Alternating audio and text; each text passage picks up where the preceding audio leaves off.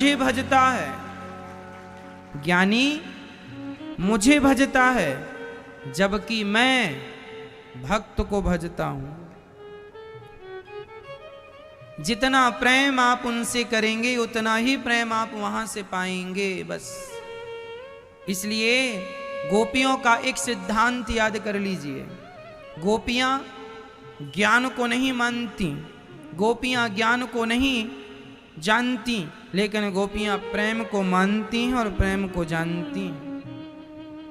और बात भी सही है मैया, ज्ञान मार्ग तो बहुत बड़ा है। हम कहां जाएंगे भगवान को खोजने? ज्ञान मार्ग में गलती हो जाए तो उसका दंड भोगना पड़ता है। ज्ञान मार्ग हमारे वश का नहीं। बड़े बड़े ज्ञानी हुए हैं इस धरती पर, हुए होंगे, उन ज्ञानियों को हम प्रणाम करते हैं, पर हमारे बस का ज्ञान नहीं है। हम क्या कर सकते हैं? हम केवल भगवान के चरणों में प्रेम कर सकते हैं। प्रेम, हम कलयुगी भक्त हैं। ये सतयुग नहीं है, ये त्रेता युग नहीं है, ये द्वापर युग नहीं है, ये कलयुग है। इस युग में आप कितने ज्ञानी होंगे, कितना ज्ञान अर्जित कर लेंगे, कितना ज्ञान हासिल कर लेंगे? जितना आप करेंगे वह ज्ञान एक बिंदु मात्र होगा। इसलिए ज्ञानी को जरा डर होता। किस बात का? ज्ञानी जो होता है वह बंदर के बच्चे के जैसा होता है। जैसे बंदर का बच्चा सदा अपनी माँ को पकड़ के रखता है, यदि पकड़ कमजोर हो गई तो गिरने की संभावना ज्यादा है। इस पेड़ से उस पेड़ में यदि छलांग लगाएगा बंदर का बच्चा, बंदरिया, यदि बंदरिया इस पेड़ से उस पेड़ में छलांग लगाएगी तो उसका बच्चा अपनी माँ को पकड़ के रखता है। यदि पकड़ कमजोर हुई तो गिरने की संभावना है। ज्ञानी भगवान को वैसे ही पकड़ता है जैसे बंदर का बच्चा बंदरिया को पकड़ता है। यदि ज्ञान की पकड़ जरा कमजोर हो गई, जरा सा घमंड आ गया, अहंकार आ गया, तो पकड़ कमजोर हो जाएगी और उसे ज्ञानी का पतन हो सकता है। ज्ञानी का पतन, शास्त्र कहता है कि ज्ञानी का पतन हो सकता है, परंतु भक्त का कभी पतन नहीं हो सकता। ये लिखा हुआ है, न मे भक्त्या प्रणश्यति, गीता में लिखा है, योगक्षेमं वहाम्यहम्, ये यथा मां प्रपद्यन्ते तांस तथैव भजाम्यहम्। ज्ञानी का पतन हो जाएगा परंतु भक्त का पतन नहीं होगा। भक्त कैसा होता है? भक्त बंदर के बच्चे जैसा नहीं, बिल्ली के बच्चे जैसा होता है। बिल्ली का बच्चा जब जन्म लेता है तो उसकी आंखें बंद होती हैं। बिल्ली अपने बच्चे को पकड़कर 7 घर घुमाती है, तब कहीं जाकर बिल्ली के बच्चे की आंख खुलती है। बिल्ली अपने बच्चे को एक घर से दूसरे घर ले जाती है। उस समय बिल्ली का बच्चा माँ को नहीं पकड़ता, उस समय माँ बच्चे को पकड़ती है। बंदर में सिस्टम उल्टा है, बंदर में बच्चा माँ को पकड़ता है, जबकि बिल्ली का बच्चा बिल्ली को नहीं पकड़ता, बिल्ली अपने बच्चे को पकड़ती है। अब आप ही बताओ कौन सा बच्चा ज्यादा सुरक्षित है? वो बच्चा जिसने अपनी माँ को पकड़ा है वो, या फिर वो बच्चा जिसे माँ ने पकड़ा है वो? यदि बच्चा माँ को पकड़ेगा तो माँ को छोड़ सकता है, पर माँ ने जिस बच्चे को पकड़ लिया माँ कभी नहीं छोड़ती। सिंपल है। ज्ञानी भगवान को पकड़ता है, यदि पकड़ लिया तो अहंकार वश छोड़ सकता है, जबकि भक्त भगवान को कभी नहीं पकड़ता, स्वयं भगवान भक्त को पकड़ते हैं। इसलिए जब उन्होंने ही हमें पकड़ा है तो छोड़ने की संभावना नहीं है। माँ बच्चे को मेला ले जाती है तो बच्चा माँ का हाथ नहीं पकड़ता मेला में, माँ बच्चे का हाथ पकड़ती है। तू तो कहीं भी छोड़ के घुस जाएगा किसी भी दुकान में, पर माँ पकड़ती है तो माँ बच्चे को नहीं छोड़ती। पता है भीड़ भाड़ में कहीं गुम जाएगा। इसलिए ज्ञान मार्ग खतरे का है, ज्ञानी का पतन हो सकता है। लिख लो, याद कर लो, ज्ञानी का पतन हो सकता है परंतु भक्त का पतन नहीं हो सकता। इसलिए भक्तों याद रखना, बड़े बड़े साधु संतों के पास राम जी बाद में गए, अनपढ़ केवट के पास राम जी पहले चले गए। क्यों?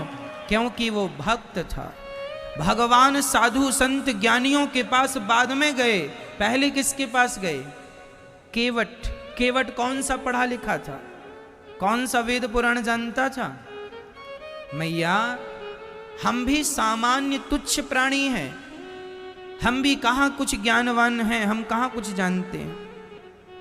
और आज जो आदमी थोड़ा बहुत जान भी जाता है तो वो अहंकार में चलने लग जाता है, मैं तो जान गया, मैं तो जान गया। आज किसी को जरा सा वेद पुराणों का ज्ञान हो जाए ना मैया, वो सीधे नहीं चलता, उसे लगता है मैं ही भगवान हो गया हूं, मैं तो सब जानता हूं।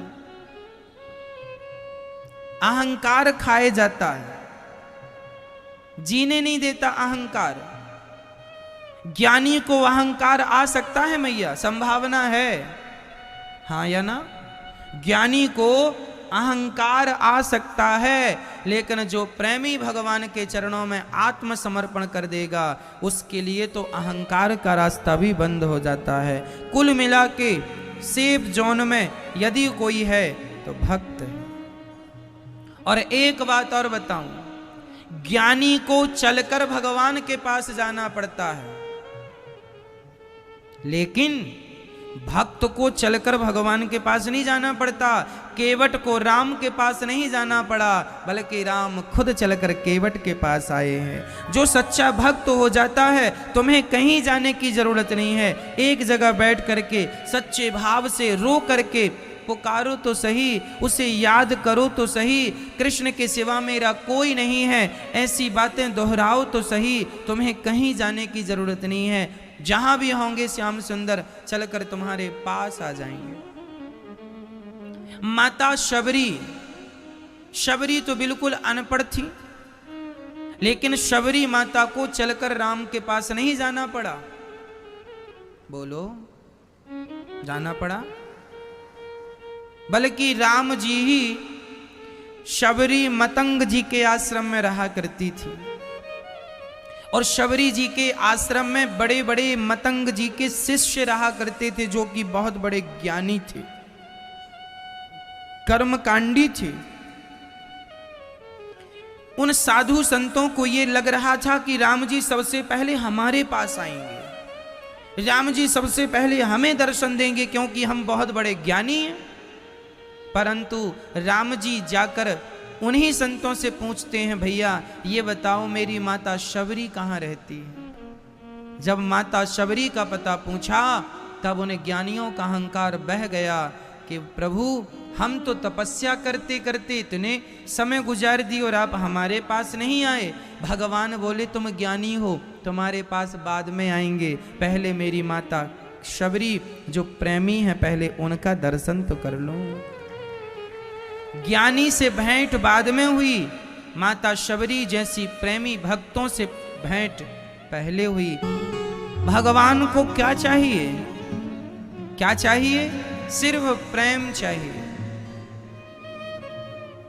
भगवान तो खुद ज्ञानी है। अच्छा ये बताओ, आप लोग यदि आप बताओ भारत में कितनी भाषाएं बोली जाती हैं? कितनी? भारत में कितनी भाषाएं बोली जाती हैं? अनेक भाषाएं। कह सकते हैं कि लगभग 100, 125, 200 भाषाएं भी बोली जा सकती हैं भारत में। हमारे यहाँ कहावत है, कोस कोस में पानी बदले, 4 कोस में वाणी। हर चौथे गांव में अलग भाषा होती है, हाँ या ना? हमारे भारत में हर चौथे गांव में अलग भाषा आपको मिलेगी। उस गांव के लोग ऐसा बोलते हैं, उस गांव के लोगों की भाषा हल्की सी अलग मिल जाएगी, हाँ या ना? एक ही जिला में 10 प्रकार की भाषाएं आपको भारत के अंदर मिल जाएंगी।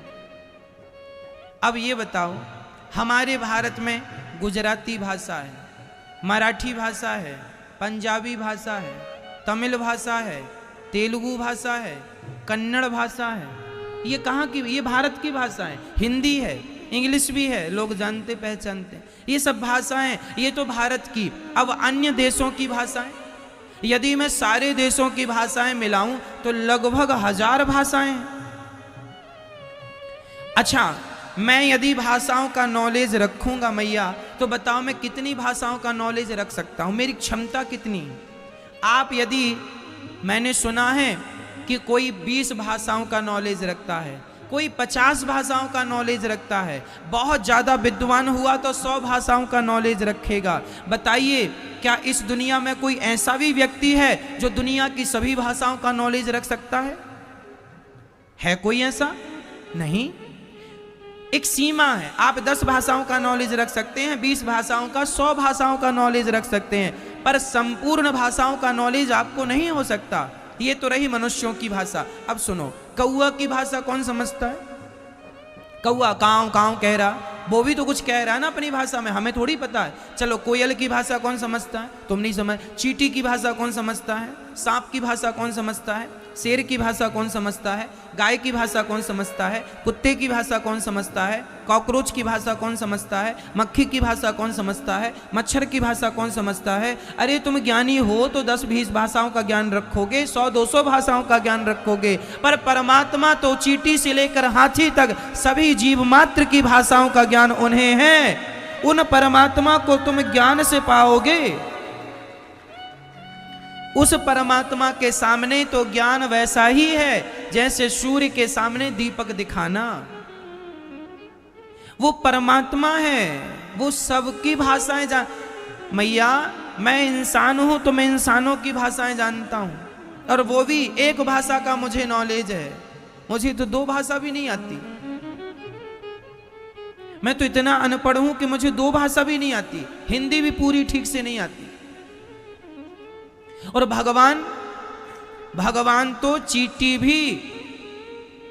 चींटी को कब भोजन मिलना चाहिए, चींटी भूखी है कि प्यासी है, इस संसार में कितनी चींटियां हैं, लेकिन कौन सी चींटी, कितने बार उसने भोजन किया, आज कौन सी चींटी भूखी है, किस चींटी को भोजन देना है, उस चींटी की भी व्यवस्था करने में कोई लगा है, उसकी भी भाषा को कोई समझ रहा है, उसकी भी प्रार्थना को कोई समझ रहा है, तो उसका नाम परमात्मा है। भक्तों, वो सबकी जानता है, कण कण में रहता है, घट घट की जानता है। चींटी भी यदि उसे पुकारती है तो उसकी भाषा भी वो समझ लेता है कि ये मुझे पुकार रही है। उस परमात्मा के सामने मैं ज्ञानी अपने आप को साबित करूं तो तुम कितने ज्ञानी हो। इसलिए मेरी मां, ज्ञानी बनने की होड़ में ना पड़ जाना, प्रेमी बन जाना। भगवान को ज्ञान से नहीं, प्रेम से पाया जा सकता है, प्रेम से पहचाना जा सकता है, प्रेम से देखा जा सकता है। ज्ञानी लोग धरे के धरे रह गए। वो मीराबाई अनपढ़ थी, बिल्कुल अनपढ़ थी, कोई पढ़ाई लिखाई नहीं थी मीराबाई की, लेकिन आज भी उसके गाए हुए पदों पर लोग पीएचडी कर रहे हैं, बड़ी बड़ी डिग्रियां पा रहे हैं, केवल उसके पदों पर। कहते हैं मेरी माँ, जब कृपा भगवान करते हैं तो रामचरितमानस में और गीता में एक ही बात लिखी है कि मूकम करोति वाचालम पंगुम लंघयते गिरिम यत् कृपा तमहम वंदे परमानंदम माधवम। मूक हो ही वाचाल पंगु चढ़हि गिरिवर गहन, जासु कृपा सु दयाल द्रवहु सकल कलिमल दहन। वो परमात्मा जो है ना मेरी माँ, जिस पर वो कृपा करते हैं ना, वो गूंगा भी पंचम सुर में बोलता है। कृपा कर दें भगवान तो लंगड़ा भी पहाड़ लांग जाता है। किसकी कृपा है? बस वो परमात्मा कृपा करना चाहे तो सब हो सकता है, और कृपा उन्हीं पर होगी जो भगवान से प्रेम करते होंगे।